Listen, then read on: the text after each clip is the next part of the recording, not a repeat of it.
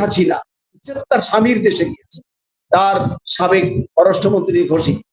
ভারতের সাথে বাংলাদেশের স্বামী স্ত্রীর সম্পর্ক আমি মানে মানে নিকৃষ্ট ভাষায় আর বলতে চাচ্ছি না। স্বামীর দেশে আশ্রয় নিয়েছে, এখন স্বামী যদি তাকে আশ্রয় দেয় আমৃত্যু পর্যন্ত, তাহলে সে দেশে থাকবে পাসপোর্টের তোয়াক্কা না করে। যে এমন একদিন আসবে যে তারা পালানোর ইন্দুর শব্দটা বলেছেন, মানে ইঁদুরের গর্ত খুঁজে পাবে না।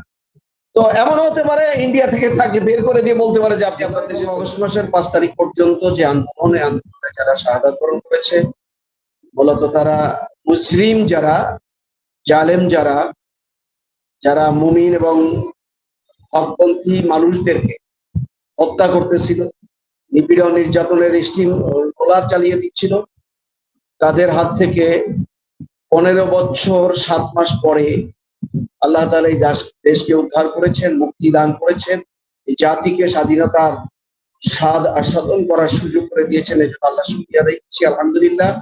যারা বুকের রক্ত রাজপথে ঢেলে দিয়ে জীবন দিল এবং এখনো হাসপাতালে যারা কাতরাচ্ছে, যারা জীবন দিয়েছে, তাদেরকে আল্লাহ তাআলা যেন শাহাদাতের মর্যাদা দিয়ে জান্নাতের উঁচু মর্যাদা দান করেন। আর যারা এখনো পর্যন্ত চিকিৎসায় হাসপাতালে আছেন, কষ্ট পাচ্ছেন ধুকে ধুকে, তাদেরকে সুচিকিৎসার জন্য আল্লাহ তাআলা সাহায্য চাচ্ছি। কিন্তু রাষ্ট্র তাদের চিকিৎসার জন্য সবচেয়ে প্রথম যে কাজটি করা দরকার ছিল, সেই কাজটি মনে হয় ঢিলাঢালা হয়েছে। রাষ্ট্রের কত সম্পদ দেশের বাইরে চলে গেছে, কিন্তু যারা এখনো হাজার হাজার ছাত্র জনতা হাসপাতালে আছে, কেউ কেউ বাসায়ও গিয়েছে, শরীরে বুলেট নিয়ে গিয়েছে, তাদেরকে চিকিৎসার জন্য রাষ্ট্রের বাজেট হবে না। তাদের এই রক্ত, তাদের এই জীবন দেওয়ার বিনিময়ে আজকে এই সরকার বা অন্তর্বর্তীকালীন সরকার ক্ষমতায় আছে। যাই হোক, মুজিব কন্যা শেখ হাসিনা এই মহিলা যে কত হিংসাপরায়ণ, কত বড় যে দাম্ভিক, এটা যারা তার দাম্ভিকতার রসনালে পড়েছে তারা বোঝে। নিরপরাধ অনেক মানুষ আমাদের মতো মিথ্যা মামলার অজুহাতে আমরা মাসকে মাস জেল খেটেছি, রিমান্ড ভোগ করেছি এবং হাজার হাজার আলেমরা কষ্ট পেয়েছে।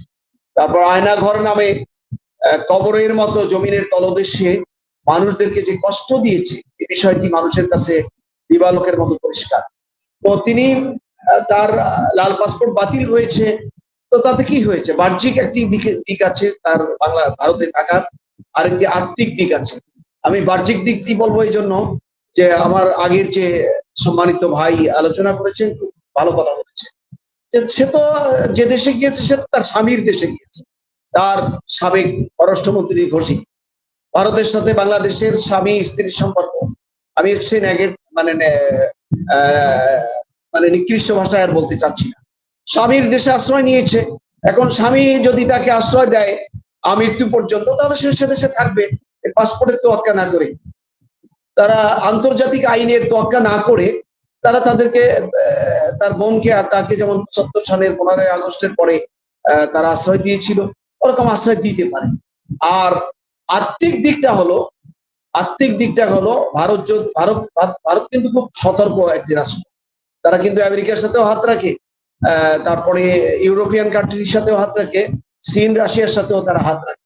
অত্যন্ত সুচতুর একটি রাষ্ট্র নায়ক যারা, তো তারা যদি মনে করে যে তারা মুজিব কন্যা শেখ হাসিনাকে সেখানে রাখলে তাদের জন্য এটা মাথা ব্যথার কারণ হবে, তাহলে তারা কিন্তু তাদের চেহারা উল্টায় দিতে পারে। চেহারা উল্টায় দিলে তখন আত্মিক যে বিষয়টি, এটাকে বলা হয় মারেফাতের দিক, সেটা হলো আল্লাহর একজন প্রিয় বান্দা আল্লামা দেলাওয়ার হোসেন সাঈদী সাহেব 13 বছর জেল কেটে জেলখানার মাঝখানে তাকে ষড়যন্ত্র করে হত্যা করা হয়েছে। এটা এদেশের আপামর তাওহীদি জনতা সবাই জানে। তিনি হুংকার দিয়ে এক মাহফিলে বলেছিলেন যে এমন একদিন আসবে যে তারা পালানোর ইন্দুর শব্দটা বলেছেন, মানে ইঁদুরের গর্ত খুঁজে পাবে না। তো এমন হতে পারে ইন্ডিয়া থেকে তাকে বের করে দিয়ে বলতে পারে যে আপনি আপনার দেশে চলে যান, হয়তো বলবে না, অথবা আরো কোনো ক্ষুদ্রতম কোনো দেশে লুকায় টোকায় রাখার জন্য তাকে পাঠিয়ে দিতে পারে। তখন সেই ইঁদুরের গর্ত খুঁজে পাবে না। যেমন আজকে আপনারা দেখেছেন, গতকালকেও দেখেছেন, সোশ্যাল মিডিয়াতে এটা ভাইরাল হয়েছে যে একজন অ্যাফিলিয়েট ডিভিশনের সাবেক বিচারপতি, কত বড় নরধাম, কত বড় নিকৃষ্ট চরিত্রের অধিকারী। সে তো একজন সুপ্রিম কোর্টের বিচারপতি এবং প্রধান বিচারপতি হওয়ার জন্য সে লবিং করেছিল তদানীন্তন সরকারের কাছে। সেই ব্যক্তি এত কি অপরাধ করলে যে তুমি রাতের আধারে সিলেটে চলে গেলে 60-70 লক্ষ টাকা নিয়ে? তুমি তোমার বাড়িতে বাসায় যদি থাকতো, এখান থেকে গ্রেপ্তার হলেও তো বাংলাদেশের রাজধানীতে যে কোনো কোর্টে থাকে। কিন্তু আল্লাহর ওই অলির কথা বাস্তবায়ন হয়েছে। সে কলার পাতা বিছিয়ে ইঁদুরের গর্তও খুঁজে পায়নি থাকার। এরপরে জনগণের যে রোশনল, সেই রোশনল এসে পড়েছে। শেখ হাসিনা সেই পর্যায়ে পড়তে পারে, এটা কিন্তু আমরা এই বিষয়টি একবার উড়িয়ে দিলে চলবে। এটি একটি বিষয়। আরেকটি বিষয়গুলো আপনি যেটা বলেছেন, ষড়যন্ত্র। ষড়যন্ত্রকারীরা তো ষড়যন্ত্র করবেই। হ্যাঁ, অমাকার অমাকার আল্লাহ আল্লাহু খায়রুল মাকিরিন, কোরআনের আয়াত থেকে আমি তার জবাব দিই। আল্লাহ তাআলা বলেছেন যারা মুনাফিক তারা এই ষড়যন্ত্র করে থাকে। এই ষড়যন্ত্রকারীরা ষড়যন্ত্র করবে দেশের বিরুদ্ধে, দেশের স্বাধীনতার বিরুদ্ধে, দেশের স্থিতিশীল পরিবেশের বিরুদ্ধে। এখন নিজে থাকতে পারে না, অতএব বাংলাদেশ কি করে একবার শেষ করে দেওয়া যায়, বাংলাদেশের জনগণ যাতে কোনো শান্তিতে না থাকে, সে সমস্ত কার্যক্রমের একটি সিমটম হলো এই বাদগুলো একসাথে ছেড়ে দিয়ে বন্যার ব্যবস্থা করে দেওয়া। তো এটার মোকাবেলা কিন্তু আমরা বাহ্যিক দিক থেকে মনে করছি এটা অত্যন্ত ক্ষতি হচ্ছে বাংলাদেশের জন্য। অনেক মানুষ মারা যাচ্ছে, অনেক মানুষের সম্পদ সব ধ্বংস হয়ে যাচ্ছে এই বন্যার পানিতে ডুবে। আসবাবপত্র সহ লেপ তোষক বালিশ, মানে বাসা বাড়িতে না থাকে, মানে 1-2-3 ঘন্টার ব্যবধানে 5-7-10 ফিট পানি হয়ে গেলে একবার সাঁতার কেটে টেটে কোনো অবস্থাতে লক্ষ লক্ষ মানুষ জীবন বাঁচিয়ে সবকিছু ফেলে দিয়ে চলে এসছে। কিন্তু এখানে একটা আর্থিক দিক আছে, ভালো দিক।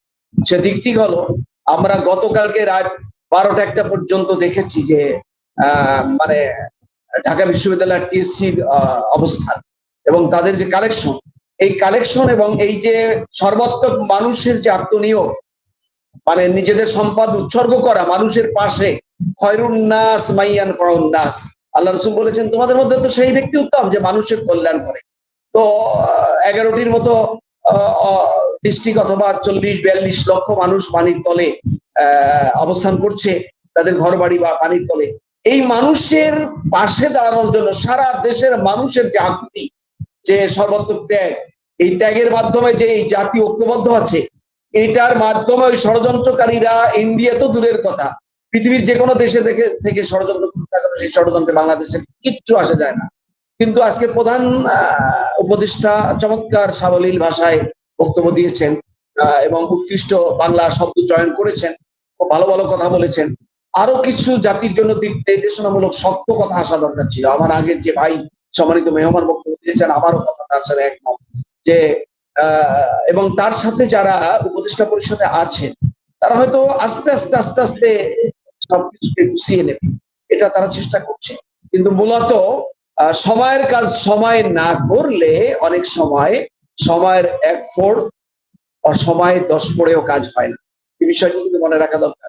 তিনি 2-1 জন ব্যক্তির কথা উল্লেখ করেছেন, পররাষ্ট্র সচিব সহ আরো অনেকের কথা উল্লেখ করেছেন।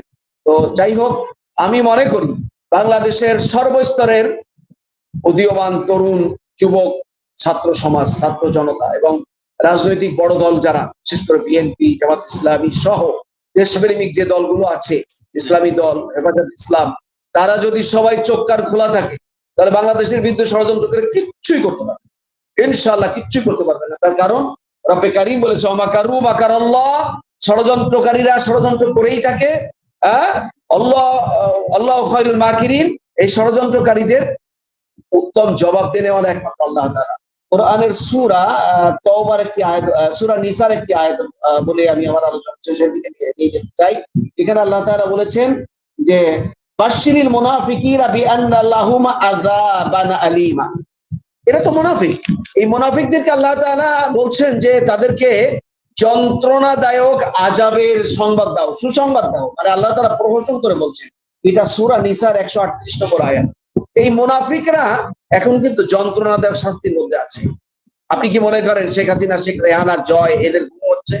আপনি কি মনে করেন, আপনারা কি যারা শুনছেন, যারা আমাদের মেহমান বিরত আছেন, তারা কি মনে করেন যে ক্যান্টনমেন্টে যে সকল সিনিয়র মন্ত্রী এবং এমপিরা এখনো লুকায়িত অবস্থায় আছে এবং বিভিন্ন বাসা বাড়িতে লুকায় আছে, তারা কি যন্ত্রণাদায়ক শাস্তির মধ্যে আছেন? তারা রাত 12টা-1টা সারা রাত ঘুমাতে পারছে, ঘুম বন্ধ হয়ে যাচ্ছে, এই যেন আসলো, এই যেন নিয়ে গেল। এই যেন জনতা আমাদেরকে ঘিরে ফেললো, এই যেন আমাদেরকে কালকে কোর্টের বারান্দায় নেওয়ার সময় আমাদের মাথায় মনে হয় জুতা মারলো, এই মনে হয় পচা ডিম মারলো। এই আতঙ্কে তারা ঘুমের মধ্যে লাফ দিয়ে দিয়ে উঠতেছে। এটা যন্ত্রণাদায়ক শাস্তি। কোরআনের ভাষা, আল্লাহ তাআলা বলেছেন বিআন্না লাহুম আযাবান আলীমা, আল্লাহ তাআলা তাদেরকে যন্ত্রণাদায়ক শাস্তির ব্যবস্থা করে রেখেছেন। আরো অনেক কথা আছে মুনাফিকদের ব্যাপারে, আমি হয়তো দ্বিতীয় পর্বে কিছু কথা বলবো।